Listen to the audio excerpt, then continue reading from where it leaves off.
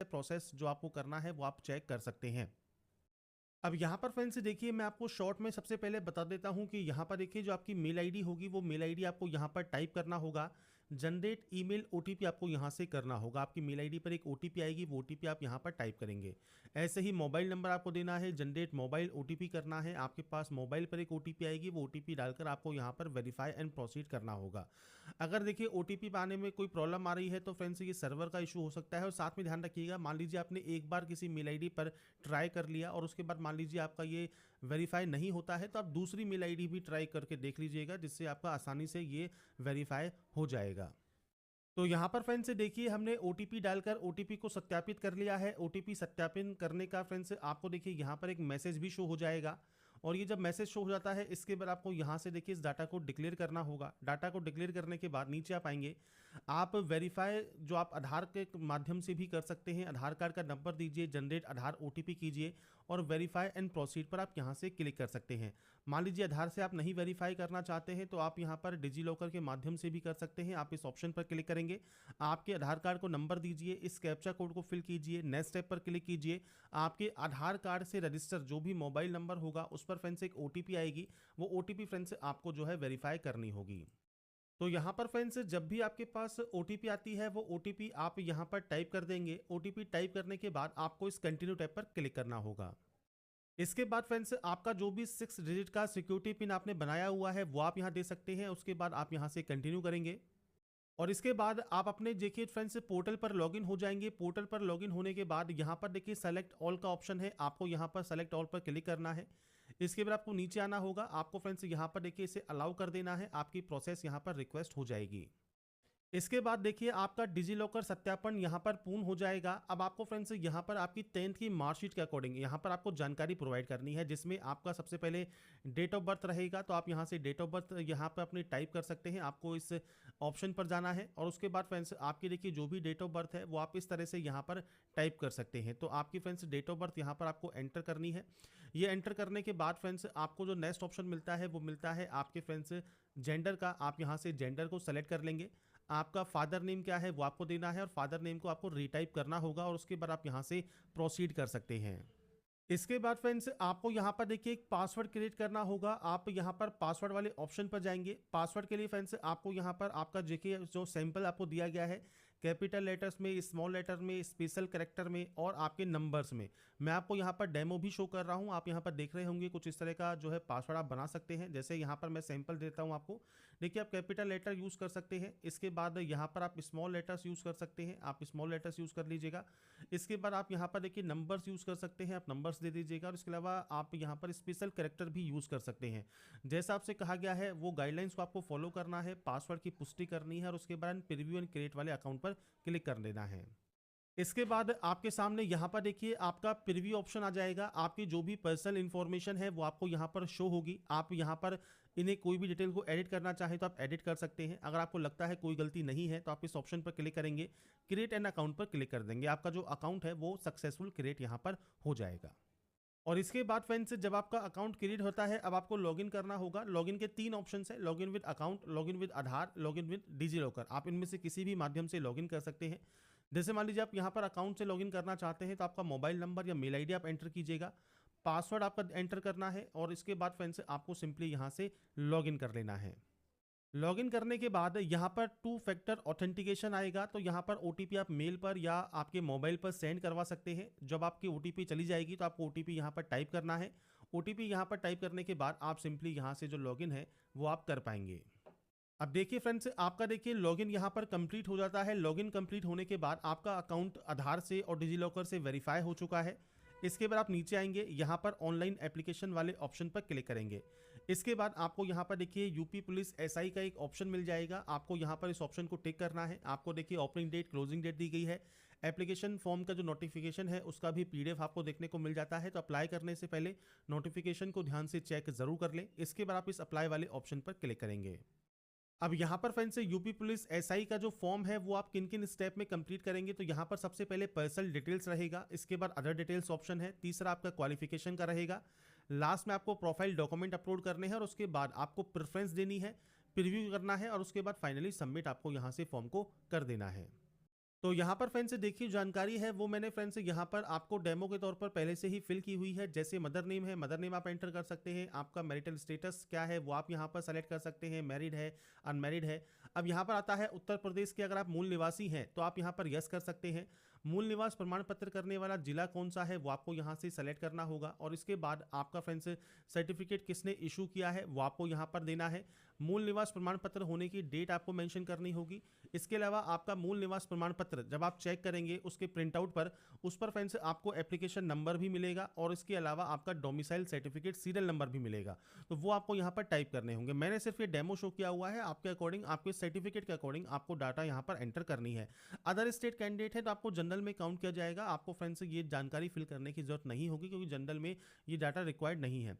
इसके बाद फ्रेंड्स बात आती है आपकी कास्ट कैटेगरी की। तो SC ST OBC EWS जो भी कैटेगरी से आप बिलोंग करते हैं, सेम आपको यहाँ पर category certificate issue district select करना होगा, किसने इशू किया है वो आपको सेलेक्ट करना होगा। सेम आपका सर्टिफिकेट जो आपका है वो कब इशू हुआ है, सर्टिफिकेट नंबर क्या है, ये जानकारी बेसिक जानकारी है आपके सर्टिफिकेट की जो कि आप प्रोवाइड करेंगे। आप चाहे किसी भी कैटेगरी से बिलोंग करते हो, आपको ये जानकारी जो भी आपको पूछता है वो आपको देनी है।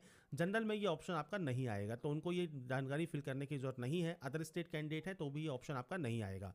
सिंपली अब आपको आना है नेक्स्ट ऑप्शन पर। नेक्स्ट ऑप्शन फ्रेंड्स आपके एड्रेस का है, तो आपका प्रेजेंट और आपका परमानेंट एड्रेस आपको एंटर करना होगा। एड्रेस आप अपने अकॉर्डिंग यहाँ पर एंटर कर सकते हैं। आपका डिस्ट्रिक्ट कौन सा है, एड्रेस क्या है, आपका जो एरिया है उसका पुलिस स्टेशन कौन सा लगता है, पिन कोड क्या है, ये बेसिक जानकारी आपको यहाँ पर प्रोवाइड करनी होगी। इसके बाद आप नीचे आएंगे, यहाँ पर आपका आपका जो होम डिस्ट्रिक्ट है वो आपको सेलेक्ट करना होगा। आपका होम जो स्टेट या यूटी है वो आपको सेलेक्ट करना होगा। इसके बाद आप सेव एंड नेक्स्ट यहाँ से डाटा को कर सकते हैं। तो बेसिक स्टेप है जो कि आपको यहाँ पर कंप्लीट करने होते हैं।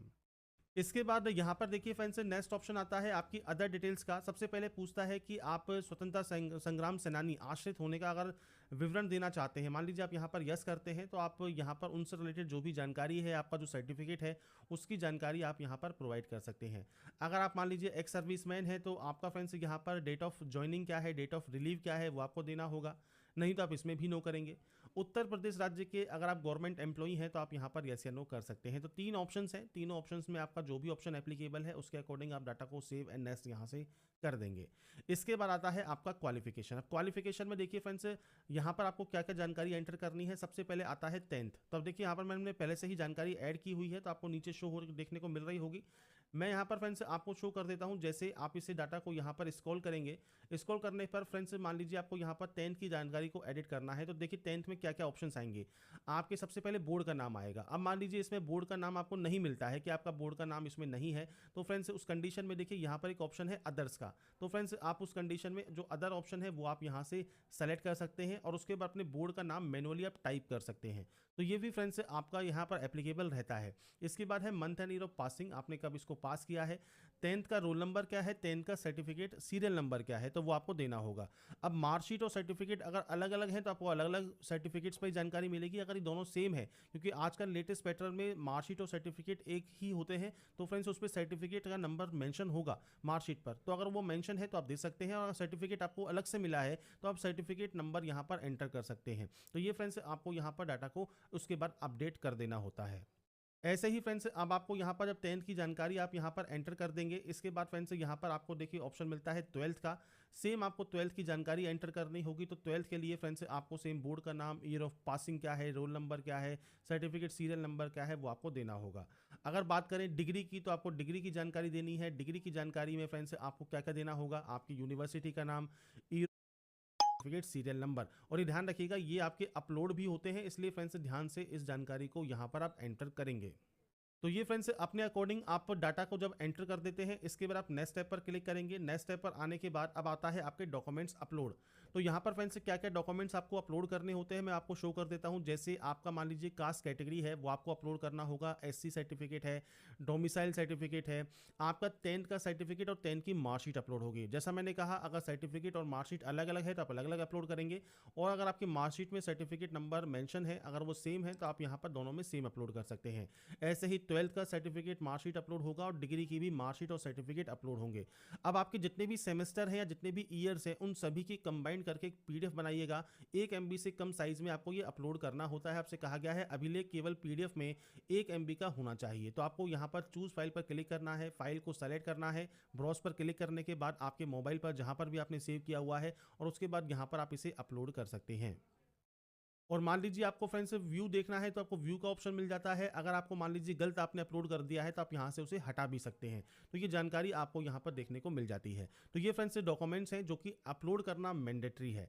इसके बाद आता है आपका लाइव फोटो। अब लाइव फोटो आपको यहाँ पर अपलोड करनी होगी और इसके लिए फ्रेंड्स आपको कहा गया है कि आपको सैंपल देखिए देखने को मिल जाते हैं। सैंपल में फ्रेंड्स आप नीचे देख सकते हैं जो ग्रीन टिक वाला है, यही फ्रेंड्स इस तरह की फोटो लाइव फोटो आपकी कैप्चर यहाँ पर आपको करनी है। तो ये फ्रेंड्स अगर आप कैप्चर करेंगे तो ही आपका फोटो यहाँ पर कैप्चर होगा।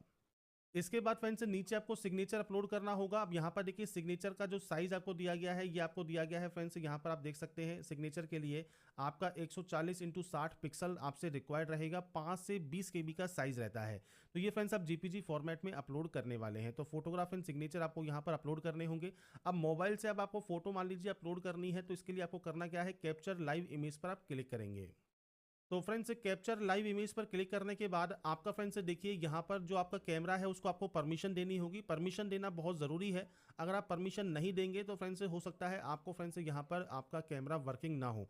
तो आपको फ्रेंड्स जब आप क्रोम को ओपन करते हैं, इस वेबसाइट पर आते हैं, तो इसके बाद आपसे फ्रेंड्स यहाँ पर अलाउ मांगता है कि आप यहाँ पर अलाउ करना चाहते हैं पोर्टल को, और उसके बाद ही आपका जो कैमरा है वो वर्किंग करेगा। कैमरा जब वर्किंग कर लेगा तो आपको 2 से 3 बार आपकी पलक को झपकाना है जैसा आपसे कहा गया है, और उसके बाद नीचे एक ऑप्शन है कैप्चर का, आपको कैप्चर वाले ऑप्शन पर क्लिक करना है। बस ये ध्यान रखिएगा फोटो तभी कैप्चर होगी अगर आपका जो बैकग्राउंड है वो व्हाइट है या फ्रेंड्स लाइट कलर का है। उसके बाद आप आराम से आपकी जो फोटो है वो कैप्चर कर पाएंगे। और आपका जो हेड है वो स्ट्रेट रखना है, सामने कैमरे की तरफ देखना है और फोटो बिल्कुल साफ एंड क्लियर होनी चाहिए। और अगर मान लीजिए फोटो कैप्चर करने में कोई भी किसी भी तरह का एरर आता है तो वो आपको शो भी करेगा। एक बार में हो सकता है फोटो ना ले तो आपको थोड़ी देर 2 से 3 बार ट्राई करना ही होगा, और उसके बाद आप यहाँ से फोटो अपनी कैप्चर कर लेंगे। तो यहाँ पर फ्रेंड्स देखिए मैंने जो फोटो है वो कैप्चर कर लिया है। फोटो यहाँ पर कैप्चर करने के बाद सिग्नेचर कैप्चर करने के बाद आपका जो ये स्टेप है वो कंप्लीट हो जाता है।